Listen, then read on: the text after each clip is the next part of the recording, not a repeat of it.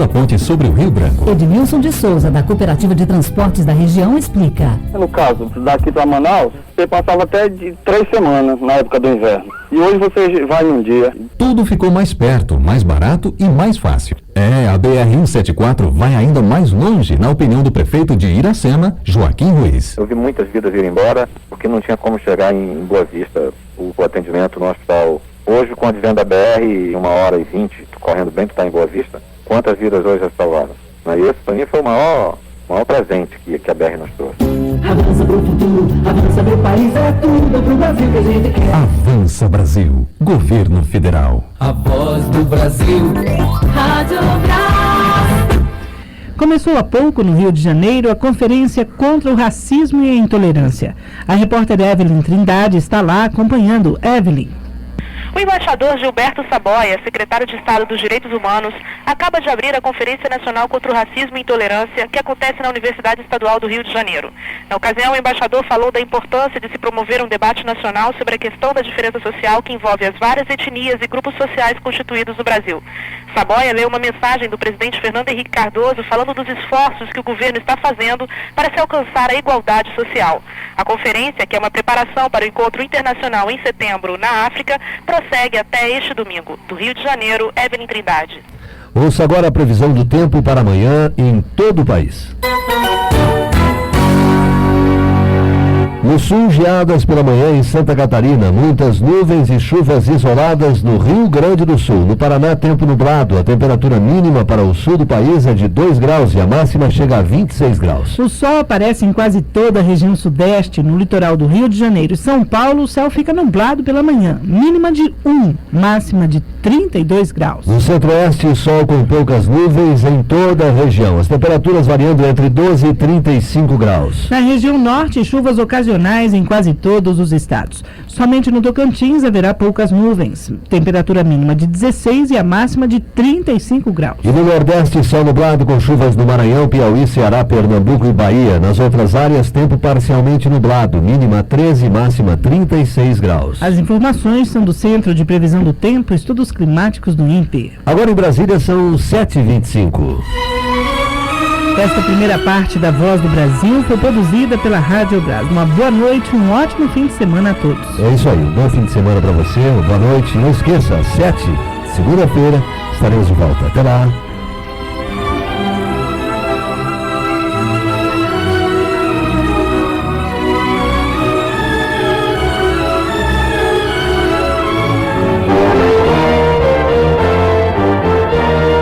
Você vai ouvir agora as notícias do Poder Judiciário.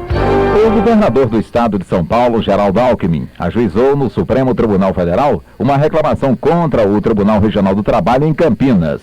Segundo a reclamação, o TRT da 15ª Região determinou o sequestro de recursos do Estado para o pagamento de precatórios, baseado em jurisprudência do Tribunal Superior do Trabalho, que é conflitante com a decisão do Supremo. O governador Geraldo Alckmin requer que o STF determine a cassação de decisões dos TRTs que levaram ao sequestro de verbas estaduais. O Estado de São Paulo tem outras 2 reclamações no STF contra a mesma instrução normativa. Os estados de Alagoas, Paraná, Espírito Santo e Rondônia também deram entrada junto ao Supremo com pedido semelhante. A Associação Nacional dos Procuradores de Estado entrou no Supremo Tribunal Federal com uma ação direta de inconstitucionalidade contra a Lei Estadual da Bahia, que dispõe sobre o sistema de seguridade social dos servidores públicos baianos.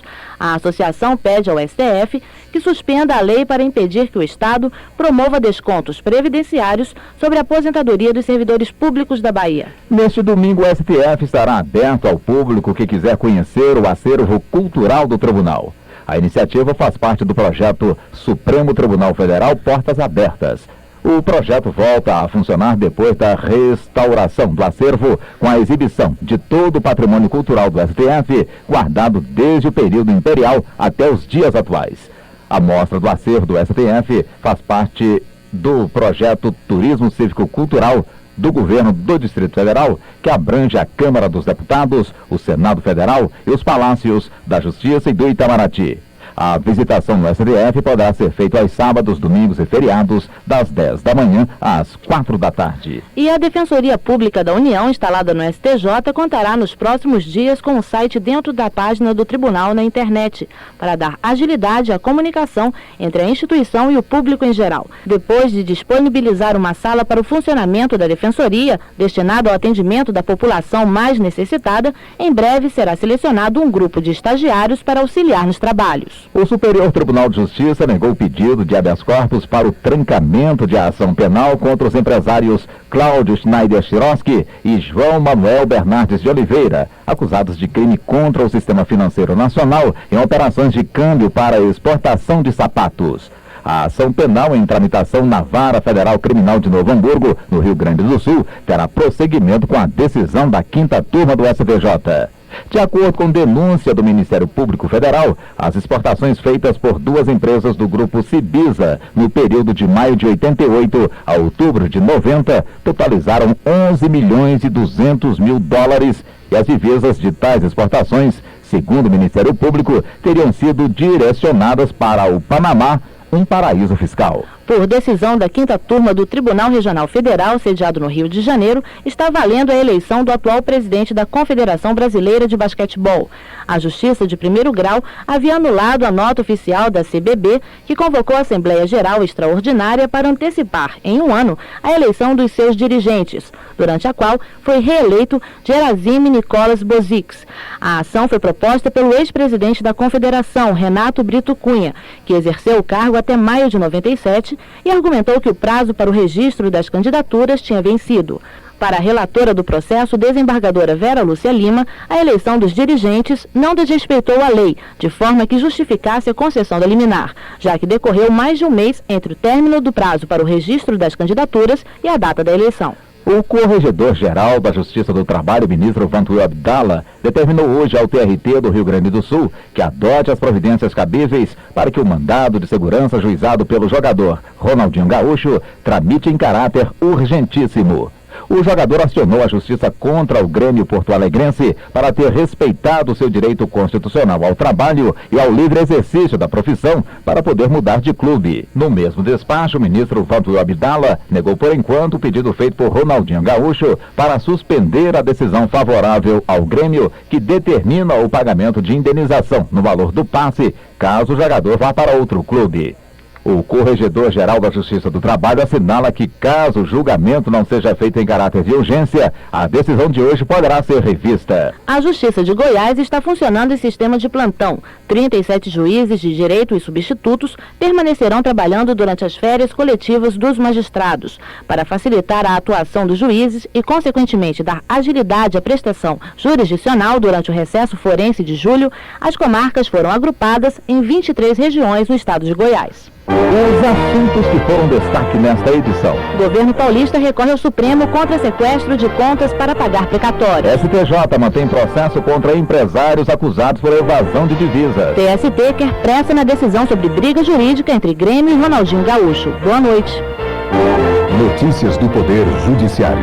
Produção da Secretaria de Imprensa do Supremo Tribunal Federal. A seguir, o Noticiário do Poder Legislativo.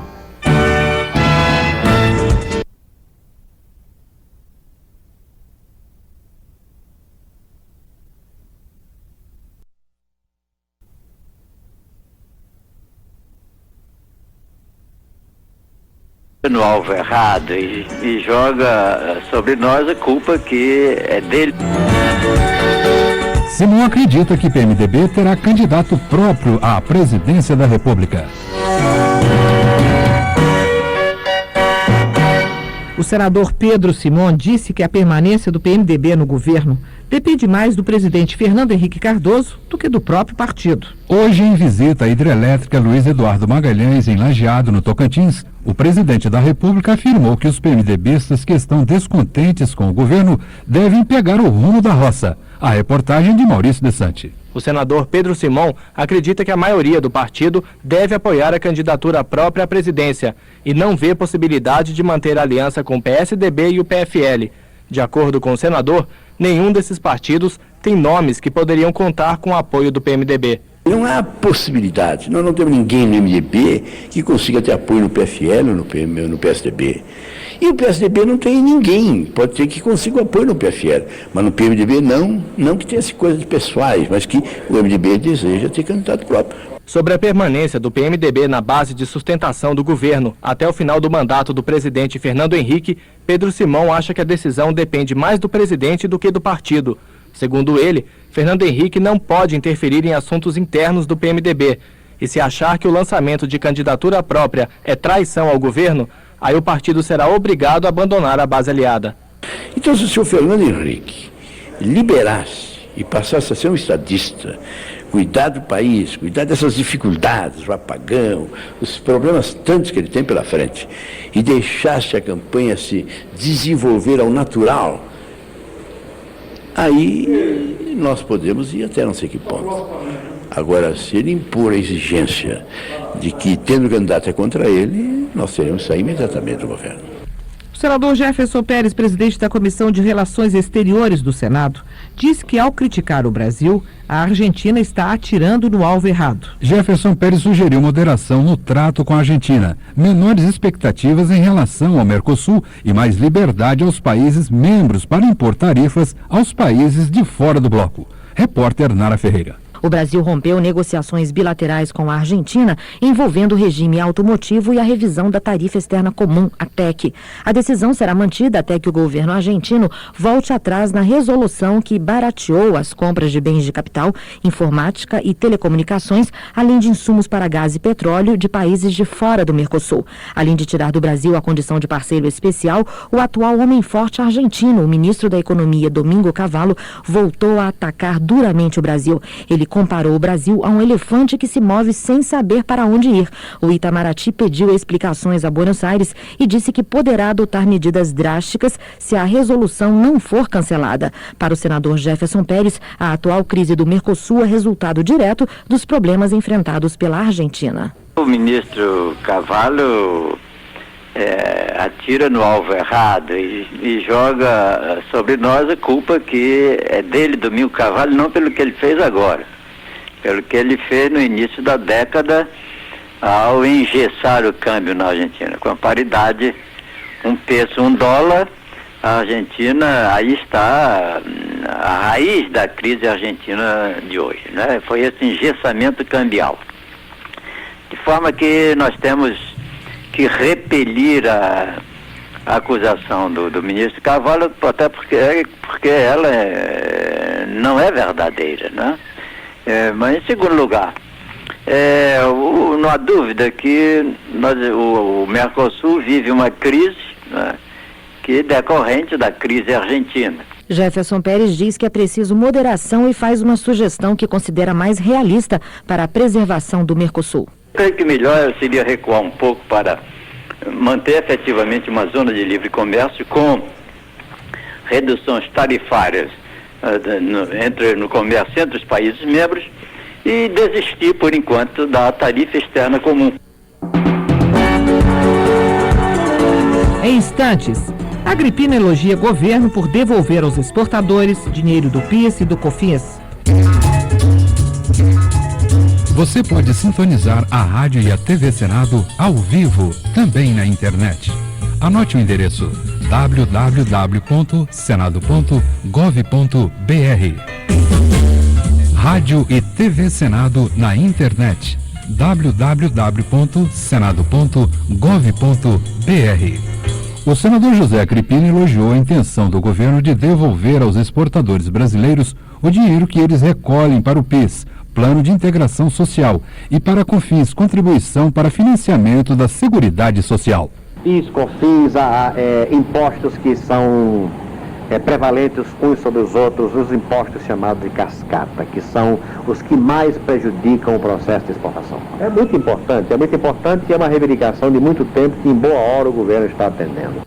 Mas José Agripino criticou a intenção do governo de unificar as alíquotas de ICMS de todos os estados. Para ele, a questão precisa ser mais discutida, porque os estados menos desenvolvidos perdem a capacidade de atrair investimentos. Como os estados desejam corrigir as diferenças que existem nas suas próprias economias, com vantagens que circunstancialmente possam significar mecanismo de atração de investimentos, usando uma política tributária que ele, Estado, pode mexer para atrair, é difícil que se mexa nisso, a não ser que haja um grande acordo de repartição de oportunidades, o que não é fácil. O senador Paulo Artung acha que o Brasil precisa diversificar as fontes de energia para não depender tanto do nível dos reservatórios das hidrelétricas e defende novos investimentos em transmissão para que as 5 regiões do país possam estar interligadas. Segundo Paulo Artung, a crise de energia vai prejudicar a economia, aumentando o desemprego e diminuindo o produto interno bruto. Essa crise vai afetar o produto interno bruto, consequentemente vai afetar a geração de emprego, a geração de receita no nosso país. Quer dizer, a responsabilidade por essa crise é muito clara, é do governo. O governo, ele dormiu no ponto nessa questão. Faltou planejamento, faltou investimentos, faltou previsão. Jornal do Senado. Redação e edição, Luciomar Rodrigues, Ana Luzia Silveira e Isa Barreto. Trabalhos técnicos, Aguinaldo Escárdola, Carlos Quezado, Wellington Araújo e Cristiane Melo. A apresentação, Thaís Viváqua e Osório Anquises. Produção, Rádio Senado. Direção, César Mota. Termina aqui o Jornal do Senado. Minuto do TCU. O TCU realizou auditoria operacional com a finalidade de verificar em que medida o Programa Nacional de Informática na Educação, o PROINFO, pode melhor contribuir para aumentar as oportunidades de uso pedagógico da informática nas escolas do Sistema Público de Ensino. O presidente do Tribunal de Contas da União, ministro Humberto Souto, comenta o assunto. O Tribunal de Contas não se preocupa apenas com os aspectos quantitativos das contas públicas. Por meio de auditorias operacionais, o Tribunal também avalia o desempenho de programas governamentais em áreas importantes como a educação. Em 1977 e 99, foram gastos cerca de 118 milhões com o Programa Nacional de Informática na Educação. Na auditoria realizada, o Tribunal de Contas da União determinou à Secretaria de Educação à Distância do MEC que informe em 60 dias as metas correspondentes a indicadores de desempenho sugeridos pelo Tribunal para garantir a boa execução do programa. O Tribunal recomendou também, entre outras medidas, que a Secretaria incentive a utilização de computadores fora do horário de aulas e promova a capacitação de maior número de professores e técnicos. Com essas ações, o Tribunal pretende contribuir para a melhoria da utilização dos recursos públicos e do desempenho das instituições governamentais brasileiras na área da educação. Falou o presidente do Tribunal de Contas da União, ministro Humberto Souto. Jornal Câmara dos Deputados. Atividade dos deputados federais em Brasília. Projetos ampliam combate à corrupção. O deputado Custódio Matos, do PSDB Mineiro, apresentou 3 projetos que, em sua opinião, vão permitir um combate mais efetivo à corrupção sem que haja necessidade da discussão se partidarizar com objetivos claramente eleitoreiros. O primeiro, explica Custódio Matos, é um projeto de emenda constitucional que recebeu o apoio de mais de 180 deputados e prevê a criação da Ouvidoria Geral Nacional. Seria um órgão independente do Executivo. O ouvidor teria mandato e seria indicado por organismos da sociedade, de maneira e com a competência de investigação, com poder para investigar todas as irregularidades ocorridas no Executivo, de maneira independente. O segundo projeto de Custódio Matos propõe que nos casos de crimes graves contra o patrimônio público, o acusado será submetido a júri popular. Um outro projeto é o que atribui ao Tribunal do Júri, portanto, aos jurados populares, às pessoas do povo, a competência para julgar os crimes contra a administração pública, quer dizer, os casos de corrupção em geral, cujas penas sejam, no Código Penal, de reclusão, quer dizer, os crimes mais graves. O objetivo disso é dar não somente a sensação, mas mostrar à população que ela tem o controle e tem a capacidade de punir, julgar e punir aqueles que infringam uma coisa tão fundamental quanto é o patrimônio público. Uma terceira proposta, ressalta Custódio Matos, é a de aumentar as penas e os prazos de prescrição dos crimes praticados contra a administração pública. Vale dizer, prazo de prescrição é aquele prazo que entre o cometimento do crime e a sua punição, a partir do qual a pessoa, embora seja culpada, não possa mais ser punida. Então, o objetivo é aumentar esse prazo, dando, portanto, mais tempo aos órgãos policiais, ao Ministério Público, para que investigue, porque esses crimes em geral são de difícil investigação, como a gente está vendo em vários casos aí, que dê mais tempo para que os crimes sejam investigados e os responsáveis punidos. Já o deputado Enio Bassi, do PDT Gaúcho, defende uma revisão do Código Penal que foi instituído em 1940 e, de acordo com o parlamentar, tem maior preocupação em proteger o patrimônio que a integridade física do indivíduo. Basta fazermos uma comparação. Alguém condenado por estelionato está sujeito a uma pena de até 5 anos, quando o homicídio privilegiado dá de 4 a 5 anos. Então, pelo Código Penal atual, é mais grave emitir um cheque sem fundos do que lesionar ou matar uma pessoa. Nós entendemos que a legislação deve ser modificada no sentido que o marginal saiba que se ele furtar uma pessoa, ele terá uma pena. Agora, se além de furtar, ele lesionar, ele causar um mal à integridade física dessa pessoa, a pena será bem maior. Enio Bassi propõe ainda a municipalização da segurança, hoje a cargo dos estados, para que as soluções possam atender às peculiaridades de cada comunidade. Quem sabe mudando a nossa Constituição e dando ao município poderes para isso. Mas não apenas poderes e responsabilidade. Precisamos dar ao município também recursos, deixando, quem sabe, uma fatia dos impostos no município e dando ao prefeito, os vereadores, secretários municipais, a responsabilidade de participar mais efetivamente na questão da segurança pública e na questão do cumprimento da lei. Enio Bassi quer também a criação de um programa de qualificação das forças policiais, especialmente no caso das investigações. Porque nós temos um dado científico que mostra que um crime só é desvendado a partir do 5º ou 6º delito. Ou seja, alguém furta uma vez, furta 2 vezes, furta 3, e na 5ª ou 6ª vez que ele praticar esse delito é que a polícia consegue desvendar esse crime.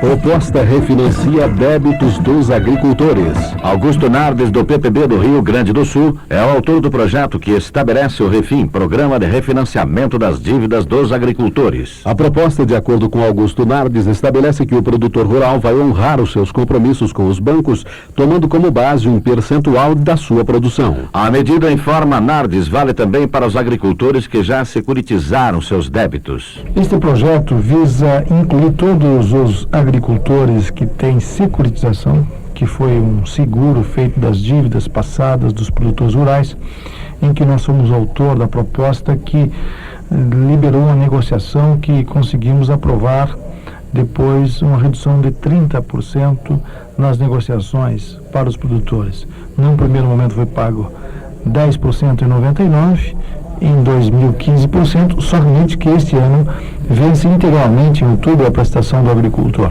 Portanto, nós que conseguimos já um avanço importante nessas negociações, queremos agora resolver de forma definitiva essa questão do endividamento. E, portanto, apresentamos o Refin Rural. O que é o Refin Rural? É baseado no refis que foi feito para as empresas. Nós conseguimos negociar para as empresas um alongamento de dívidas para que eles pagassem em cima do faturamento. Pois eu estou propondo que o agricultor também pague as suas dívidas em cima do que ele produz, em cima daquilo que ele tem como capacidade de entregar, que é o seu produto, sobre o faturamento. Começa com 0,3% para o mini produtor, 0,6% a 1,5% para o pequeno produtor, de 1,5% a 2,5% para o médio produtor e 4% para o grande produtor. Ou seja, ele vai pagar sobre o que fatura sem prazo. Ney Lopes, do PFL do Rio Grande do Norte, quer obrigar os bancos a prorrogarem por 2 anos os débitos dos agricultores prejudicados pela estiagem no Nordeste. Os bancos, reclama Ney Lopes, não cumprem a lei e prorrogam por apenas 1 ano o prazo para a quitação do crédito destinado ao investimento agrícola e 2 anos para o crédito de custeio. O quadro de seca do Nordeste me levou a apresentar um projeto de lei corrigindo falhas na lei vigente atualmente. A primeira delas é que a lei faculta aos bancos prorrogar por 2 anos os débitos rurais. O que é que está ocorrendo?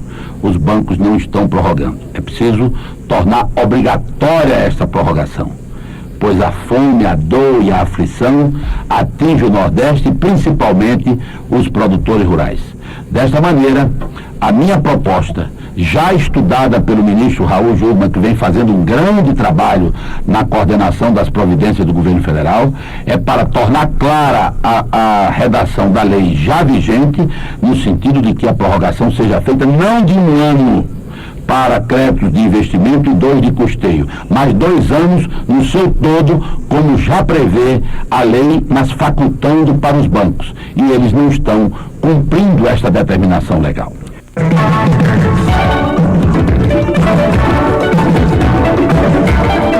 O deputado quer garantir cumprimento da PEC da saúde. O Cecílio Queiroz, do PFL baiano, teme que se o Congresso Nacional não aprovar a lei complementar de sua autoria, que regulamenta a chamada PEC da saúde, muitos municípios não vão aplicar corretamente os preceitos da nova legislação. O Cecílio Queiroz está preocupado com os desvios que vem ocorrendo a partir dos conselhos municipais de saúde. Infelizmente, em alguns municípios do Brasil, esses conselhos municipais são meros órgãos cartoriais dominados pelos prefeitos e que deixam de exercer a sua função principal como parte da sociedade organizada de zelar para que os recursos da saúde realmente cheguem aonde devem chegar, ao cidadão. Eu acho que precisam ser estabelecidos pré-requisitos para que alguém possa fazer parte de um conselho municipal de saúde. A lei complementar seria importante também, na opinião de Cecílio Queiroz, para evitar alterações na base de cálculo dos recursos, como o deputado alega que o Ministério do Planejamento fez este ano. Este ano, o Ministério do Planejamento, de uma maneira estúpida, de uma maneira perversa, de uma maneira malvada, de uma maneira irracional, tira da saúde 1.250 bilhões de reais. Ora, como a cada ano subsequente a base de cálculo é o ano anterior, é evidente que se retiramos 1.250 este ano, retiraremos 1.250 no ano de 2002, 2003 e 2004, o que equivale a dizer que ao longo desses 4 anos nós teremos retirado do setor saúde cerca de 5 bilhões de reais. Vadão Gomes, do PPB paulista, elogiou a atuação do Hospital do Câncer de Barretos, mantida pela Fundação Pio XII, entidade sem fins lucrativos e que é referência no tratamento da doença no país. Há 5 anos, recordou Vadão Gomes, o hospital esteve ameaçado de fechamento, mas graças à mobilização de diversos artistas da sociedade e de políticos do Estado, a instituição presta hoje um serviço inestimável no combate ao câncer. Portanto, foi possível manter o hospital funcionando, aumentar, ampliar. É um hospital que hoje já teve 98% SUS, os 2% não é particular, são outros tipos de convênio, e extremamente importante para o centro-oeste brasileiro. O hospital que cresceu, nós agora estamos em condições de fazer cirurgia de alta complexidade, e o governo federal, através de emendas orçamentárias que nós articulamos com os demais companheiros de São Paulo, a emenda de bancada, também liberou recursos capazes de concluir o hospital de maneira exemplar, de maneira necessária, que o brasileiro do Centro-Oeste evidentemente precisa. Paulo Feijó, do PSDB, afirmou que o governo federal, através do ministro José Serra e do secretário executivo Barjas Negri, tem promovido uma verdadeira revolução nos investimentos no setor de saúde nas regiões norte e noroeste do estado do Rio de Janeiro. Vamos construir o Hospital Regional de Macaé. Construiremos também o Hospital Municipal de São João da Barra. E ampliaremos o Hospital Álvaro Alvim e Santa Casa de Misericórdia no município de Campos dos Goitacazes. Como também estamos ampliando o Hospital São Vicente de Paula no município de Bom Jesus de Itabapuana. São quase 8 milhões de reais investidos somente nessas instituições de saúde daquela região.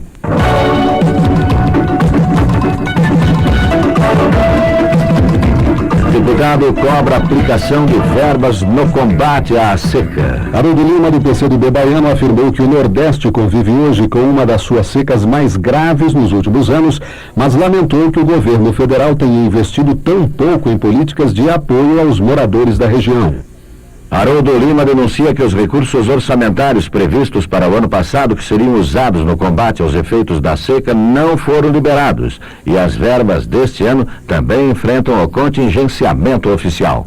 O orçamento federal estabelece determinadas verbas de recursos para serem empregados no Nordeste com o objetivo de diminuir as agruras da seca. Esses recursos não foram aplicados pelo governo federal.